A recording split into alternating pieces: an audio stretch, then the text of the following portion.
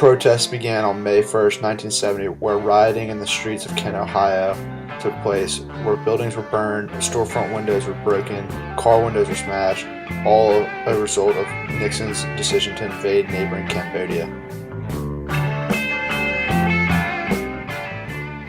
Even more violent protests occurred on May 2nd, 1970, that forced the National Guard to arrive to the Kent State University campus.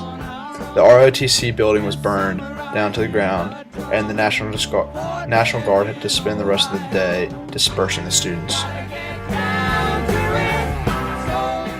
After violence on May 2nd, May 3rd served as the calm before the storm.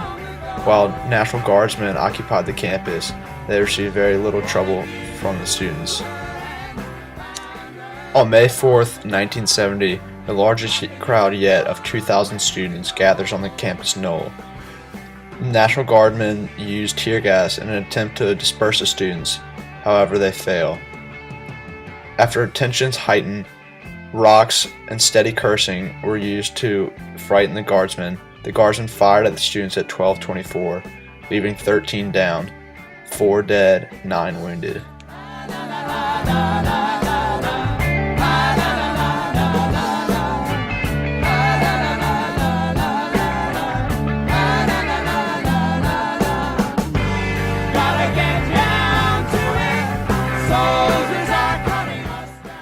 The shootings that took place on May 4th, 1970 had a huge impact on American society. 441 college campuses were shut down due to protests in response to the Kent State shooting and protests against the Vietnam War.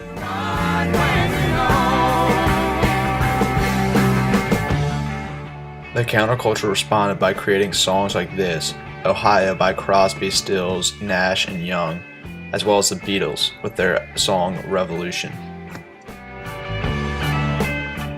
The Vietnam War era was filled with controversy and protests against the war. During this time of war, many college students expressed their views in protesting manner. The U.S. invasion of Cambodia was the main event that led to the protests at Kent State and the massacre that ensued. The controversy at Kent State led to an eruption of student activism and protests across the nation that would forever change the United States government.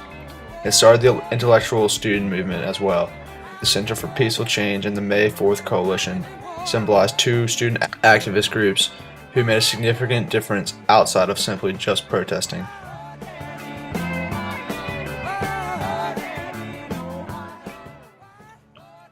During the same time period, the American Indian movement was gaining support. Protests were organized in Wounded Knee, South Dakota, and similar to Kent State, both protests got the whole nation behind their cause, and as a result provoked changes in legislation and the nation's view of Native Americans. The American Indian Movement, or AIM, was founded in 1968 with the goal of gaining back sovereignty for Indian nations and raising awareness of the hardships that Native Americans had been subjected to for decades. The founders included Dennis Banks, George Mitchell, Clyde Bellecourt, and many others in the Minneapolis Native American community. AIM's most notable protests started in February of 1973, when about 200 Oglala Lakota and followers of AIM seized and occupied the town of Wounded Knee, South Dakota, on the Pine Ridge Indian Reservation. Wounded Knee was already significant to Native Americans because 83 years earlier it was the site of the Wounded Knee Massacre, where members of the U.S. 7th Cavalry shot and killed at least 150 Lakota men, women, and children, most of whom were unarmed. The protest was sparked by a failed attempt to impeach tribal president Richard Wilson, whom was accused of corruption. The protesters also attacked the failure of the United States government to follow treaties that it had signed with the Indian nations and sought to restart treaty negotiations with the United States. The occupation of the town lasted for 71 days and was successful in drawing nationwide attention to AIM's cause, especially when the press followed two South Dakotan senators who visited Wounded Knee during the protests. It also helped to gain the sympathies of U.S. citizens for the Native Americans' plight and to motivate more people to join the cause. However, 2 people were killed during the occupation. The occupation of the town ended when the protesters surrendered to United States forces that had laid siege to the town during the conflict. Although the protesters at Wounded Knee were ultimately defeated and were unable to impeach Richard Wilson, who was reelected in 1974, they were able to greatly increase national interest and support for the American Indian movement, which helped to lead to the United States v. Sioux Nations of Indians Supreme Court case in 1980. The court then ruled that the United States had illegally seized the Black Hills from the Sioux Indians and that the U.S. had to pay them the full value of land plus interest. Although AIM had some success at Wounded Knee, the occupation is often referred to as the battle that America forgot because of its apparent lack of lasting effects on the Native American situation. However, it was at Wounded Knee that the American Indian movement was able to call national attention to itself, which helped it to accomplish some of their goals in later years. AIM is still active today and has led many protests since Wounded Knee. In recent years, they have been most successful in getting sports teams with names or mascots that are offensive to Native Americans to change them to something that is more appropriate. While activist organizations and students were lobbying to get laws changed, the Republican Party was also being redefined. The formal rebirth of the Republican Party occurred with the presidency of Ronald Reagan, as he was responsible for changing the platform of the party and defining party lines according to more conservative domestic and foreign policies. However, this change was initiated by Arizona Senator Barry Goldwater's 1964 presidential campaign, even though he lost. Domestically, Goldwater was pushing for a dismantling of the welfare state, which involved ending Social Security, lessening price supports for farmers, and making the Tennessee Valley Authority private. This shows a larger Republican goal of that time period to repeal much of the New Deal made during Roosevelt's presidency.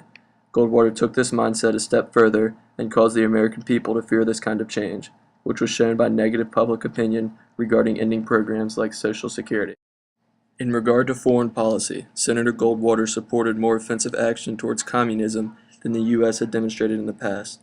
He was against the Democrats' no-win policy in Vietnam and thought that outright victory was possible with the right display of force. Goldwater even went as far as to say that he would use nuclear weapons in Vietnam if needed, and refused to back down despite much public criticism. His militant opposition to communism showed through his idea that extremism in the defense of liberty is no vice. This hard foreign policy stance and the thought of possible nuclear war scared most Americans and heavily attributed to his overwhelming loss in the presidential election of 1964. Reagan's agenda during his presidency from 1980 to 1988 shows many similarities to that of Goldwater, and it is evident that Goldwater's ideas influenced much of Reagan's policies, both foreign and domestic. Like Goldwater, Reagan also believed in less government regulation, but Reagan pushed mainly for more freedom for businesses. An example of this would be Reagan taking the power to limit business growth away from the Environmental Protection Agency, a group that tried to stop the expansion of corporations in order to protect the environment. Reagan also followed Goldwater's lead in limiting civil rights laws by promoting less enforcement of these laws by the Justice Department. His critics thought that Reagan was ignoring the people who needed government protection in order to promote big business, but Reagan believed, similarly to Goldwater, that less imposition by the federal government would allow states to develop their own social change without taking away from the growth of corporations. As shown by these policy changes, Reagan's main domestic goal was to grow big business that would result in more money for the country, a policy he did through what came to be known as supply-side economics. His idea was that lowering taxes would make more money for these businesses and other wealthy Americans who would then reinvest into the economy, thereby stimulating economic growth. Reagan approached this idea by cutting taxes across the board in an attempt to create more revenue. However, this caused budget deficits to increase dramatically. He refused to increase taxes to cover the deficit and instead cut programs that benefited the poorest Americans, as he thought these programs gave people too much money and made them dependent on the government for income. The result achieved one of Goldwater's goals, that of less government social programs and a further dismantling of the welfare state created by the New Deal. These policies helped bring the nation out of an economic depression in 1982. Reagan again followed the mindset set forth by Goldwater in 1964 with his approach to foreign policy. He was more aggressive towards communism across the world and referred to the USSR as the evil empire. This led him to call on Soviet Premier Mikhail Gorbachev to tear down this wall in a 1987 speech at the Berlin Wall. He also publicly supported the Contras, who were a guerrilla group fighting against the communist government of Nicaragua. Reagan did not take as harsh of a militaristic stance towards communism as did Barry Goldwater, as he did not call for the use of nuclear weapons as a deterrent. Instead, the Reagan administration produced the Reagan Doctrine, which was a strategy to oppose the USSR's influence and limit communist growth in the Soviet Union and Eastern Europe.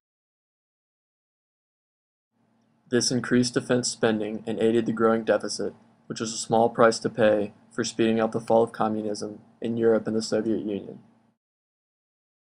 Both the foreign and domestic stances of Reagan show Goldwater's influence on policies that ended up being largely successful and left the United States stronger than it was when Reagan took office.